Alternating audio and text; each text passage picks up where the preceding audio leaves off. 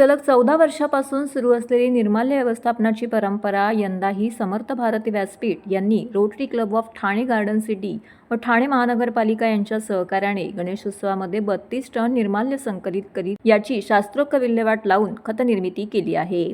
सण उत्सव पर्यावरण स्नेही व्हावेत यासाठी समर्थ भारती व्यासपीठ गेल्या 14 वर्षापासून हर बार इको त्योहार ही मोहीम राबवित असतात।